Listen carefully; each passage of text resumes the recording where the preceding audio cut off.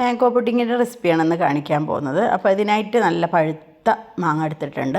മാങ്ങ തൊലിയെത്തി കഷ്ണങ്ങളാക്കിയിട്ട് നന്നായി മിക്സിയിൽ അരച്ചത് പോലെ എടുക്കണം.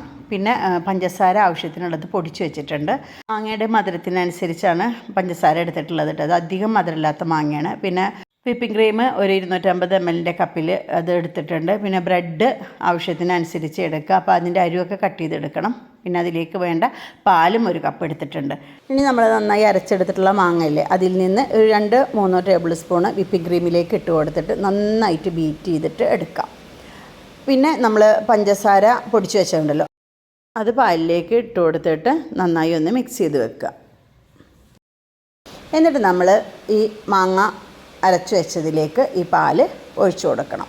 നന്നായി ആവശ്യത്തിനനുസരിച്ച് ഇട്ട് കൊടുത്തിട്ട്, കുറച്ച് മധുരം മുന്തി നിന്നാലും കുഴപ്പമൊന്നുമില്ല, നല്ല ടേസ്റ്റാണ് ഇത് കഴിക്കാനായിട്ട് കേട്ടോ. എന്നിട്ട് ആ മാങ്ങയിലേക്ക് ഇത് ഒഴിച്ചു കൊടുത്തിട്ട് നന്നായി മിക്സ് ചെയ്തിട്ട് നമ്മൾ ട്രേയിലേക്ക് ബ്രെഡ് നിരത്തി വെച്ച് അതിൻ്റെ മുകളിലേക്ക് ഈ മിക്സ് ഒഴിച്ചു കൊടുക്കുകയാണ്.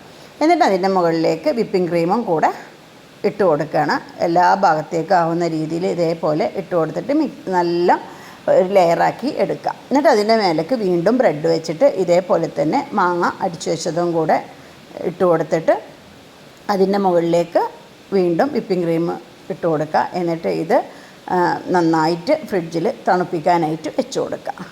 എന്നിട്ട് തണുത്തതിന് ശേഷം എടുത്ത് കഴിക്കാൻ അടിപൊളി ടേസ്റ്റാണ്.